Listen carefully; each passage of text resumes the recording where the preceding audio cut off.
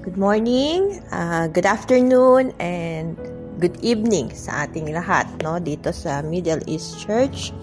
At may panibago na naman tayong pag-aaralan sa araw na ito. But before we move forward, let us pray first. Panginoon, salamat po sa umagang ito. Pinupuri, dinadakila, umaasa kami ng kapangyarihan na nagmumula sa iyo. Apart from you, wala kami magagawa sa buhay na ito. Kaya Lord, we trust in your plan, we trust in your doing. Kung ano man yung ginagawa mo sa buhay namin ngayon, we will entrust it to you, Lord. Take control, and we pray na marami kaming matutunan sa araw na ito. Pagpalain mo kami, gabayan, at ingatan sa aming pag-aaral na ito ng iyong salita. Hayaan mo na ang presence mo ang manguna sa amin. Let your Holy Spirit guide us, protect us, your word, and also, Lord, sa umagang ito, linisin mo ang aming puso at isipan. At hayaan mo na makapenetrate sa aming mga buhay ang iyong salita. Ito po ang aming dalangin sa pangalan ni Jesus. Take over. Jesus Christ. Amen. Okay, so what would be our topic for today?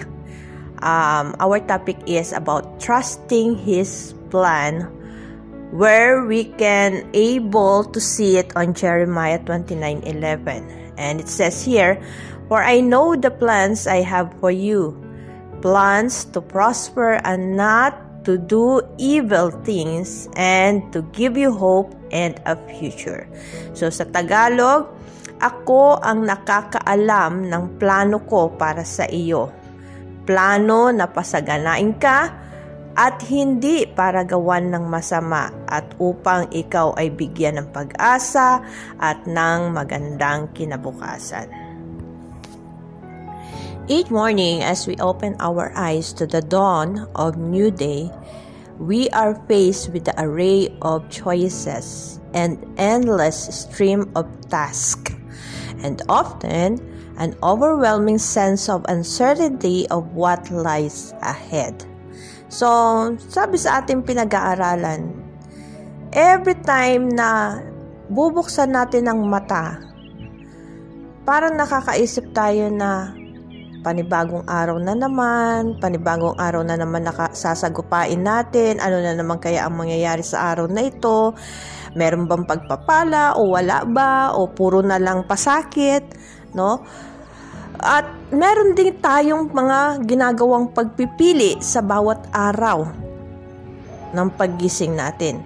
Pipiliin ba nating tatayo sa higaan o matutulog na lang tayo buong maghapon?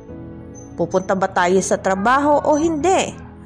Meron tayong mga choices para manalangin or hindi. May choices din tayo para mag-aral ng salita ng Lord or hindi. Meron tayong choice para makinig ng mga pag-aaral o hindi makinig ng mga pag-aaral. So marami tayong mga choices in life at hindi matapos-tapos yan. Pipili ka ng isusuot mo, pipili ka ng isasapatos mo, pipili ka ng gagamitin mong bag, pipili ka ng gagamitin mong jewelries or accessories, pipili ka ng gusto mong kausapin, pipili ka ng sasakyan mo, etc. etc.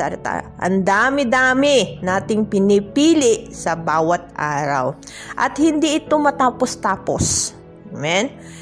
But there is one thing na certain tayo. Ano yon? Hindi natin alam kung anong meron sa bukas. Tama? Kahit na ano pang choices ang pagpipiling gawin natin, kahit piliin mo pa yung pinakamagandang damit at accessories sa araw na ito, pero hindi mo alam, paglabas mo pala, masasagasaan ka na. You don't know. Lahat tayo, hindi natin alam kung anong meron sa hinaharap. The world pulls us in every direction, tempting us to chase after fleeting successes, to worry over our circumstances, and to lose sight of the deeper purpose that anchors our hearts. But there is a passage from scriptures that offers us a promise, a hope, and a reminder of the profound purpose we each have in this life. It is a verse from the book of Jeremiah 29:11, where God speaks these words to His people. For I know the plans I have for you, plans to prosper and not evil, and to give you hope and a future. Ito yung maganda sa promise ni Lord eh. Although hindi natin alam kung anong meron tayong kakaharapin sa kinabukasan.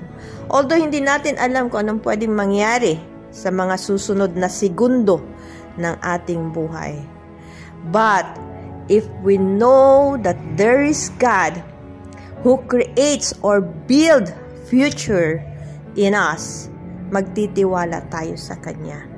But because hindi natin alam yung future natin, hindi natin alam kung anong mangyayari sa kinabukasan, kaya tuloy ang bawat isa sa atin nalilito, nawawala.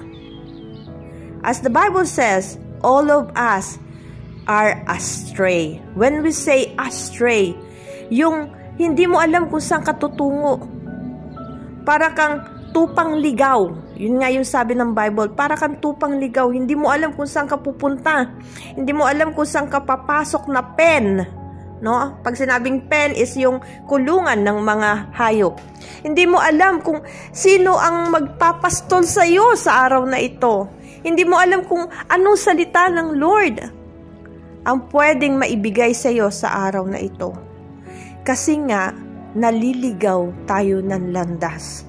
Hindi kasi natin alam kung papaano tayo i-lead ng Lord doon sa magandang pastulan.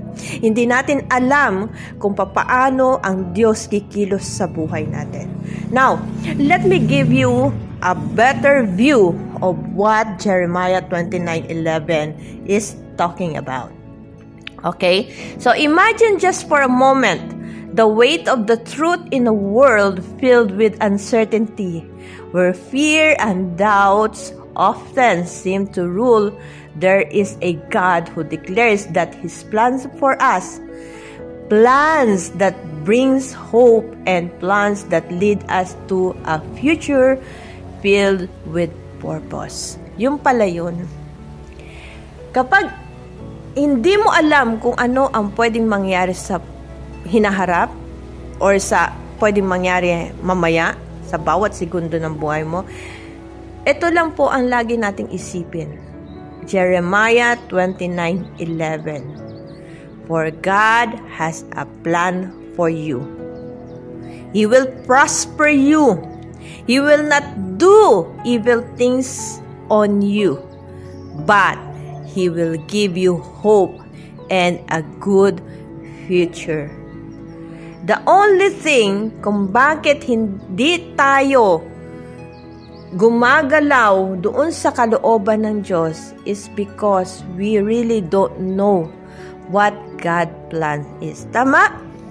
Kasi kung alam natin yung plano ng Diyos, di sana hindi tayo naliligaw ng landas.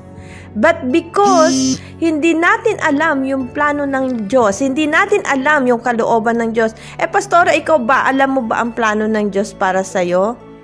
Alam mo ba yung good future na sinasabi ng Lord sa'yo? Well, sasagutin ko po kayo, yes, I know. Because the moment na dumadaan ako sa pagsubok ng buhay, I trust God na yun ay kasama sa plano niya para sa buhay ko. So if you know and you are certain God has a better plan for you, you have a good future ahead, magtitiwala ka sa Lord na kahit na anong pinagdadaanan mo sa buhay, yun ay kasama sa plano ng Diyos. Hindi ka magrereklamo. Walang aksidente sa buhay natin. Lahat ng nangyayari sa buhay natin ay planano ng Diyos. Lahat yan naka-detailed sa kanyang diary. O itong araw na ito, ganito ang mangyayari sa iyo. Sa ganitong minuto, ito ang mangyayari sa iyo. Lahat yan Now, if we believe that God has a better plan for us, if we believe that God has a purpose in us, therefore, we will trust God. Ano man ang mangyari sa buhay natin, whatever risk it will be, magtitiwala tayo sa Lord. Hindi tayo magrereklamo, and we will not go against doon sa nangyayari sa buhay natin. We will not curse God. We will not say na hindi magugustuhan ng Diyos. But we will always says to God, Lord, I will trust you because this is your plan for me. Amen? Now, start your day with this verse, Jeremiah 29. This will remind us of God's plan for us. It is not only about comforting promises of God, but on setting up a mind and embracing our focuses to what is God's desiring for us, instead of focusing the chaos of the world to the clarity of God's calling. Ito lang po ang lagi nating tatandaan. Jeremiah 29:11. Ano man ang mangyari sa buhay mo, embrace that plan of God. It is not only given to us with a comforting promises na para bang binigay sa iyo ng Lord ang chapter and verse na ito para basahin mo. At alam mo yon, yung parang na-comfort ka. Di lang sa ganung paraan yun eh. May beyond pa doon. May mas higit pa doon sa comforting words na binibigay sa iyo ng salita na ito ng Diyos sa Jeremiah 29:11. But it is about something that make you embrace this word of God, that whatever happens, whatever circumstances na dumarating sa buhay mo, you have a clarity of what God called you for. Alam mo dapat na tinawag ka ng Diyos to fulfill His promises, to fulfill His purposes. Yun yung pagkatawag sa iyo ng Lord. So therefore, doon ka mag-focus. Doon ka mag-focus sa pangako ng Diyos. Hawakan mo yun. Akapin mo yun. Wag lang basta-basta hawak. Kasi may tendency bumitaw ka pag ikaw ang humawak. Hayaan mo ang Diyos ang humawak sa buhay mo. Hayaan mo ang Diyos ang mag-take control sa buhay mo. Nang sa ganon, hindi ka talo. Kasi pag tayo ang humawak sa pangako ng Diyos, asahan mo, may pagkakataong bibitaw ka pa. Pero kapag ang Diyos ang humawak sa buhay mo, Siya ang nag-take control ng buhay mo, asahan mo, lahat ng pwedeng mangyari sa buhay mo, kahit maguluman ang nakikita mo sa ngayon, pero nagtitiwala ka sa Lord, pinangahawakan mo that you have a good future and a hope, at hindi ka gagawa ng masama ng Lord, therefore, doon ka mag-stick. Amen? If we start our day reminding us of what God says in Jeremiah, we are reminded that God's hand is upon our lives, guiding us in the midst of the storms. We may not understand the full pictures, but we can trust that God is working and will never leave us. For us to embrace the purpose of God is we must understand first what is the meaning of trusting in His divine plan. It is about trusting every bad circumstances that happening in our lives. It is about believing even if you don't seem to understand. It is about placing God's will and not your will. And it is out surrendering our needs and let God take control of everything. That is trusting. That is having faith in God. It is not easy to say you trust God, but if His ways are not about what you are expecting or not how the way you are asking for, still trust God? It is easy to say you trust God, but what if His ways are not about what you are expecting, or not how the way you are asking for God to do for you? Do you still trust God? Do you still say, Lord, eto ako, take full control in my lives? Alam nyo, kapag sunod-sunod yung sitwasyon ng nangyayari sa buhay natin, nawalan ka ng trabaho, napahiya ka sa trabaho mo, nagkasakit ka pa, wala ka pang pera, tapos yung pamilya mo, nakikita mo na sa'yo lang din umaasa, unti-unting nagka-crumble down ang kanilang faith. Parang yung member ng pamilya mo nagtatanong na, Lord, bakit ganito ang nangyayari sa amin?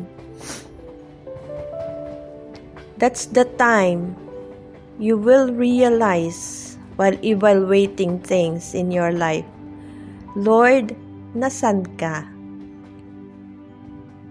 Lord, gumagawa ka pa ba sa buhay ko? Lord, bakit ganito? Bakit ganyan? Unti-unti na tayong magtatanong sa Panginoon. And the worst thing is, bibitaw ka na sa Lord kapag hindi mo alam ang tinatawag na pagtitiwala. Letting go of our anxieties and doubt is what trusting is all about. And placing our future in His capable plan is how you believe in His words. Ganon ang tunay na nagtitiwala sa Lord. Yung hindi ka iiyak sa iyong panalangin at sasabihin mo, Lord, bakit ganito, bakit ganyan? Hindi ka iiyak sa Panginoon para sabihin sa Lord, Lord, wala kang kwenta.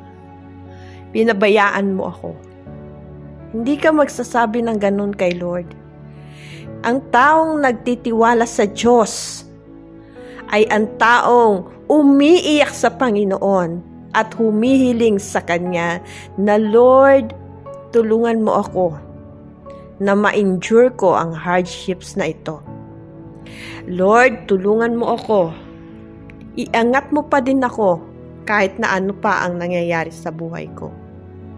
Ganon ang tunay na nagtitiwala sa Panginoon. Daily trusting in God is letting God do His will.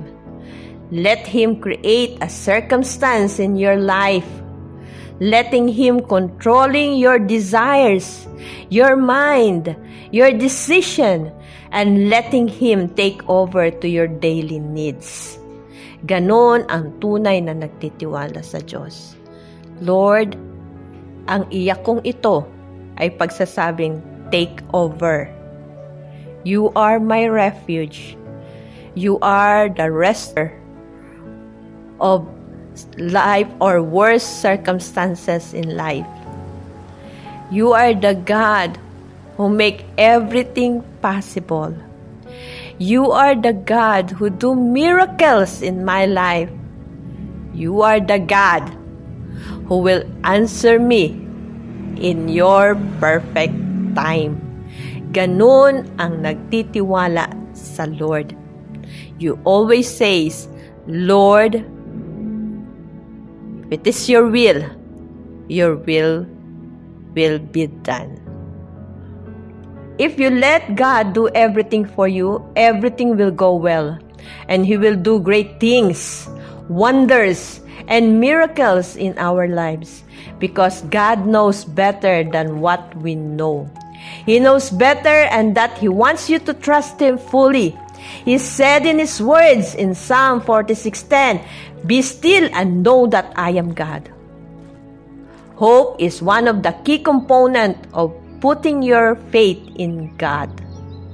Especially when you are in struggles and you don't know where to go or how are you going to resolve things. But God is doing something in our circumstances, even if we don't see He is moving. Even if we see things getting worse, we must trust and put our hope in God because He will not let us down. Again, the Bible says in Psalm chapter 46 verse 10, ulitin ko, sabi ng Biblia, hindi po sabi ni Pastora, sabi ni God sa kanyang salita, be still, manatili ka lang, and know that I am God. Huwag kang hihiwalay sa Diyos. Tayo po kasi meron tayong tendency bumitaw sa Lord. Kapag nakikita na natin nagiging worse ang lahat ng bagay. Yung parang dead end ka na. Yung wala ka ng patutunguhan pa. Parang ang tingin natin, konti na lang Lord, bibigay na ako. Maluloka na ako. Mababaliw na talaga ako. Magpapakamatay na talaga ako, Lord. Aalis na talaga ako, Panginoon.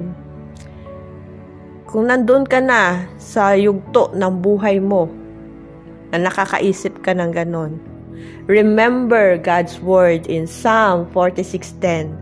Be still, manatili ka lang, and know that I am God. Diyan ka lang. Huwag kang aalis sa Lord. Huwag mong iiwan si God kasi alam ng Diyos kung anong makabubuti para sa iyo. Alam ng Diyos kung paano mo lulusutan ang lahat ng bagay at siya ang gagawa para sa iyo. Alam ng Diyos kung dapat ka bang umalis o hindi. Alam ng Diyos lahat. Alam ng Diyos na darating sa punto ng buhay mo, bibigay ka sa Kanya. Kaya, uunahan ka ng Diyos. Anong gagawin niya? Bibigyan ka niya ng hope. At yung hope na yun ang magiging key component para muli kang magtiwala sa Panginoon.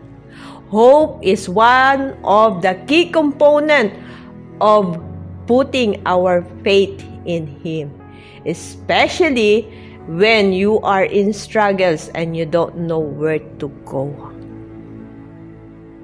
Hope, pag-asa. Yan ang binibigay ng Diyos sa iyo. Kaya yung pag nararamdaman mo parang bibigay ka na, biglang magpapadala ang Diyos sa iyo ng mensahe para i-encourage ka niya. Para magpadala siya sa iyo uli ng pangako niya. Nagagawa siya sa iyo. Nagagawa siya sa buhay mo. Hindi niya ahayaan na mawala siya sa buhay mo. Kaya anong gagawin ng Diyos? Kapag yung feeling mo, bibigay ka na, magpapadala ang Diyos ng kanyang lingkod at sasabihin sa iyo, anak, nasan ka? Hinahanap kita. Dito ka lang sa tabi ko, huwag kang aalis. Gagabayan kita, iingatan kita. Pagpapalain kita. Bibigyan kita ng solution sa problema mo. Steady ka lang. Huwag kang bibigay. Diba, ito madalas ko naririnig ito sa awitin ni Brother Marvin eh. Huwag kang bibigay, aayaw magsasawa. Diba?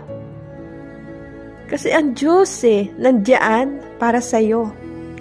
Para ingatan ka, protektahan ka, at i-provide ka sa lahat ng iyong pangangailangan. In Hebrews 10:23 says, let us hold fast to the confession of our hope without wavering, for He who has promised is faithful. Sino ang nagbigay ng kanyang pangako? Sino ang nagsasalita sa atin sa umagang ito, sa hapong ito, sa gabing ito? Sino ang nagpadala sa inyo ng kanyang lingkod? Walang iba kundi ang ating Diyos. Para ano? Para muling dalhin ang kanyang salita na siya ang nangako. Kaya huwag kang bibigay. Huwag kang mawawalan ng pag-asa. Dahil ang Diyos na nangako sa iyo ay isang Diyos na tapat sa bawat salitang kanyang binitawan. Walang iba na tao sa mundong ito na nagbitaw ng pangako na tinupad niya or may binitawan siyang pangako na natupad niya lahat. Walang ganon. Tanging ang Diyos lamang ang nagbigay ng pangako. Noong sinabi niya na ibibigay niya ang kanyang anak para wasakin ang demonyo, ang kampon ng mga demonyo at si Satanas. Genesis pa lang. 20 years ago. 'Di ba? Pinangako na ng Diyos yun. 20,000 years ago. 2025 na ngayon. Nangako ang Diyos na ibibigay niya ang kanyang bugtong na anak para sa kaligtasan ng tao, para hindi sila mapahamak at mapunta sa impyerno. Matagal nang pinangako ng Diyos. Hindi niya ba ito tinupad sa buhay natin? Tinupad niya ito. Kahit na nga sobra-sobra na ang pasakit na binigay ng tao sa Lord. Kahit na ilang beses nang tumalikod ang tao sa Diyos, pero nanatili pa rin na ang Diyos ay umaagapay sa tao. At tinupad niya pa rin ang kanyang pangako. Kahit na nabibigat ang loob ang Diyos na i-offer ang anak niya. Dahil kaisa-isa niyang anak yun. Diyos yun. Sino tayo para bigyan ng kanyang anak? Sino tayo para ipagkaloob ni Jesus ang kanyang buhay para sa ating lahat? Wala. Basahan lamang tayo sa harapan ng Panginoon. Pero ibinigay pa rin ng Diyos ang kanyang anak. Kahit napakasuwail nating lahat. Hindi tayo masunurin. Lagi tayong late sa simbahan. Hindi man lang tayo makapagpuri ng maayos every Sunday sa harapan ng Diyos. Hindi tayo makapagbigay ng oras natin sa mga Bible study. Hindi tayo makapagbigay ng oras natin na maayos para dumalo sa online service. Online na nga lang, late pa. Kailangan pang tinatawag, kailangan pang tinetext ni pastor para lang dumalo. Hello? Yan ba ang itutumbas natin doon sa paghihirap na ginawa ni Jesucristo sa krus? Yan ba ang itutumbas natin? Yung ipaprioritize natin ang buhay na ito kaysa doon sa pagkatawag ng Diyos sa atin para maglingkod sa Kanya ng tapat? Ito ba ang itutumbas natin sa mga bagay na ginawa ng Diyos na sa kabila ng mga ginawa nating hindi maganda, nandoon pa rin ng Diyos para sa ating lahat? Provide niya pa rin yung pangangailangan mo. Inaalis ka pa rin niya doon sa mga circumstances ng buhay mo na halos hindi mo na kayang lusutan. Ginawan ng Lord ng lahat ng paraan.